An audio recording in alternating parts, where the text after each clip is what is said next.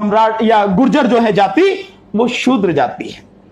बेशक गुर्जर अपने आप को जो है मानते रहे कि वो क्षत्रिय हैं, पर लोग जानते हैं कि आप क्षत्रिय नहीं हो।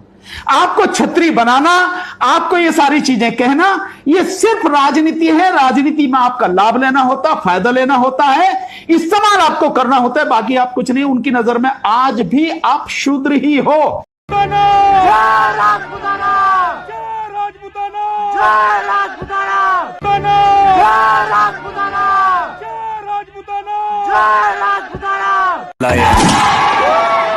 राजपुताना आग है बेटे, आग तना खेला करते, 2-4 के भौंकड़ता इतिहास नहीं बदला करते।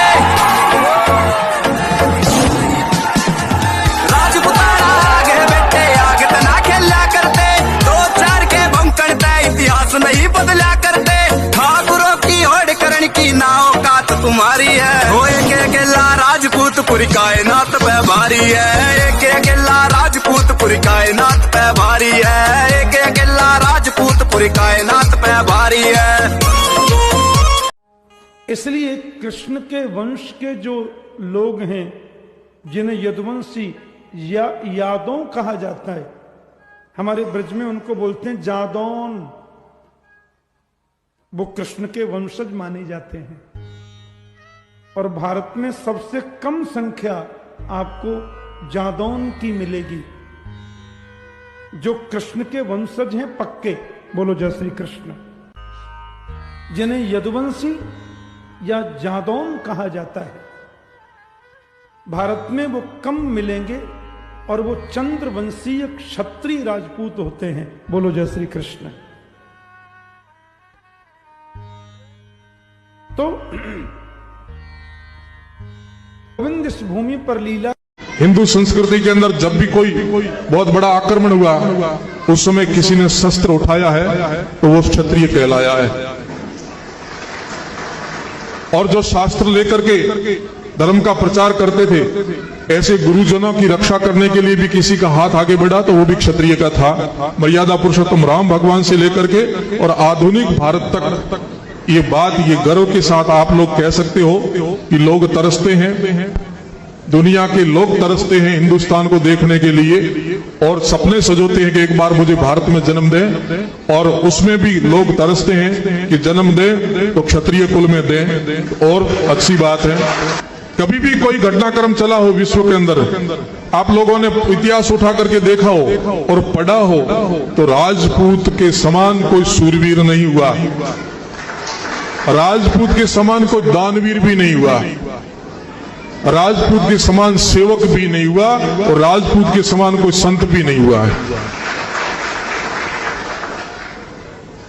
क्षत्रियाणा का उदाहरण देखें तो पुरुषों से भी ज्यादा कोई भी समाज की क्षत्रियाणियों के रूप में किसी भी महिला ने इतना बड़ा इतिहास नहीं दोहराया कि अपने पति को युद्ध में भेजने के लिए वो तिलक लगा करके उनको भेजती थी, और साथ में भेंट अपना सिर चढ़ा करके देती थी।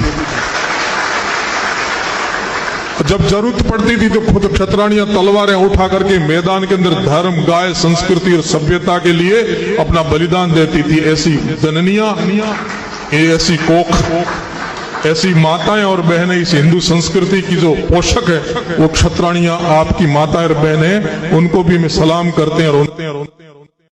भारत के आखिरी हिंदू सम्राट पृथ्वीराज चौहान चौहान वंश के क्षत्रिय राजा थे, जिन्होंने अजमेर और दिल्ली पर राज किया। 1166 को गुजरात में जन्मे अजमेर के राजा सोमेश्वर चौहान के सुपुत्र बचपन से ही बेहद प्रतिभाशाली थे, और बचपन में ही उन्होंने तमाम हथियार चलाना सीख लिया था। उनकी मां दिल्ली के राजा अनंगपाल द्वितीय की एकलौती बेटी कर्पूरी देवी थी। पिता की मृत्यु के बाद 13 साल की उम्र में ही उन्होंने अजमेर के राजगढ़ की गद्दी संभाल ली थी, और वो 12वीं सदी के ऐसे परमवीर सम्राट के तौर पर उभरे थे, जिनके साहस के साथ दया और करुणा के किस्सों से भी इतिहास भरा पड़ा है। राजपुताना आग है बेटे, आग तना खेला करते, 2-4 के भौंकड़ता इतिहास नहीं बदला करते। राजपुताना आग है बेटे, आग तना खेला करते, 2-4 के भौंकड़ता इतिहास नहीं बदला करते। ठाकुरों की होड़ कि सम्राट अनंगपाल तोमर जी दिल्ली के शासक थे और दिल्ली के संस्थापक भी थे। तोमर गोत्र जाट, राजपूत और गुर्जर इस बात को दर्शाता है कि तीनों क्षत्रिय समाजों के पूर्वज कभी एक थे। मैंने अभी 2-3 दिन पहले सम्राट अनंगपाल तोमर के बारे में एक बयान दिया था। अनंगपाल तोमर ने दिल्ली बसाई।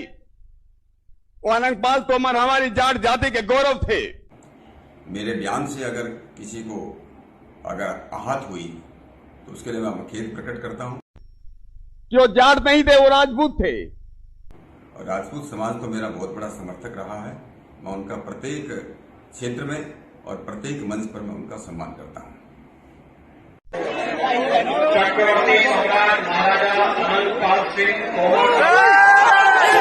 अनंगपाल तोमर वीर वो हरियाणा का से